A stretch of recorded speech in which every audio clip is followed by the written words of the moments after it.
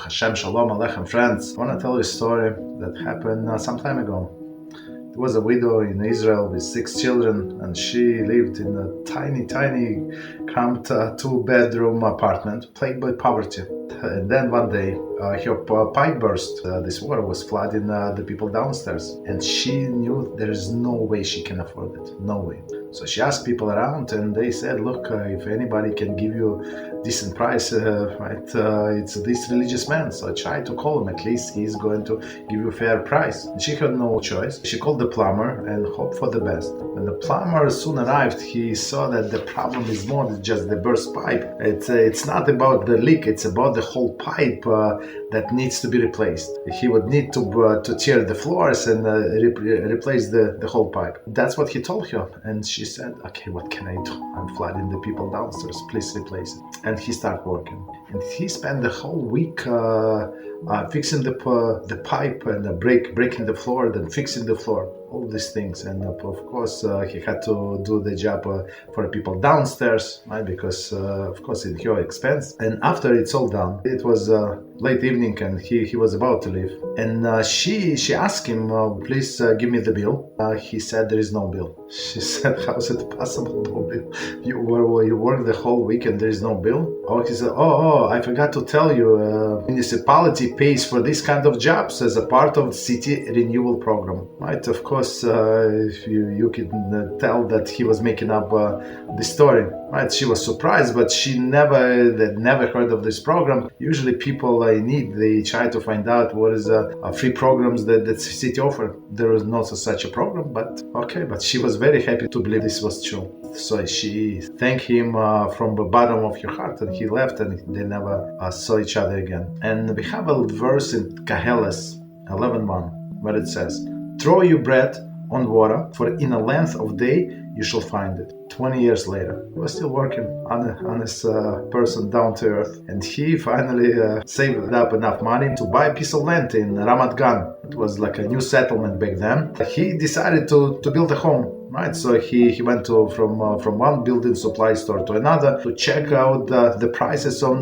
materials from where to order. Of course, the plumbing he would do himself, but other materials, right, he did not have special discounts. One morning, the trailer truck arrived at his site, and the driver and his assistant got out, put on their gloves, and started unloading the truck. And this plumber got surprised of his life. He said, oh, 1 second, who are you and what are you doing here? And the driver said, look, I'm a delivery man from Tzvi Building Supplies, and I'm here to drop off the order, said the driver, right? And this plumber was shocked and said, what do you mean? I did not make an order. Yes, I remember the store, like I just came out to check out the prices. I gave them the list of materials that I need, but that's it. What kind of business is this, right? Do you think you can force an order on me and then charge me against my will?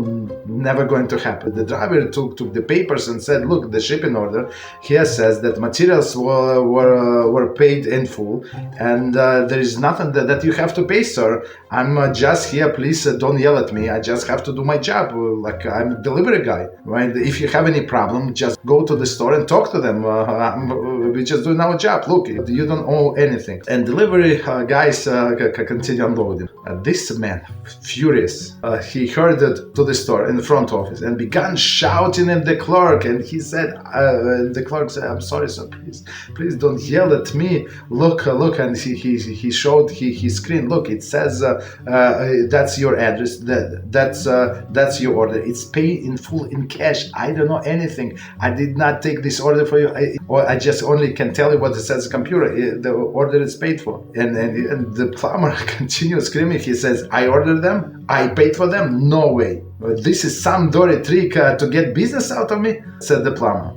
Why don't you talk to the manager across the hall, suggested the clerk. And the plumber stormed into the manager's office and began his tirade. And the minute you send the truck, to take back the supplies immediately, said the plumber. The manager said, sir, please don't please sit down. Would you like something to drink? You see my computer, it says that actually it's paid in full. And he said, what do you mean? Who paid it? This manager checked and said, it says municipality paid it for it, sir.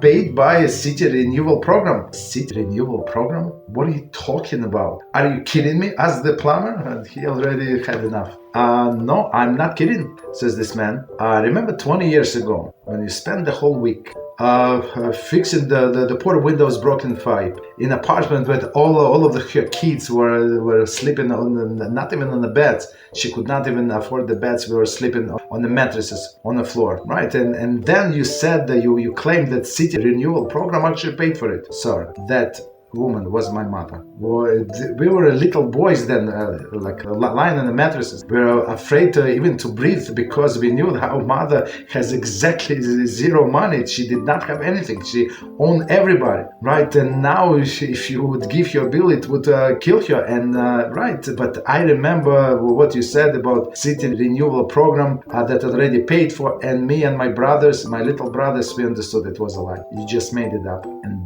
back then, laying under the blankets, we agreed when we grew up and we're going to become richer, we find you and we're going to pay you back. And yesterday, sir, when you came to our office, I recognized you right away. And I decided, and I called my brothers, and we agreed that whatever order is, we have to pay. And now, sir, the same city renewal program that it paid for my mother's plumbing, paid for your building supplies too. The moral of the story is that whenever we do good in this life, it's going to return.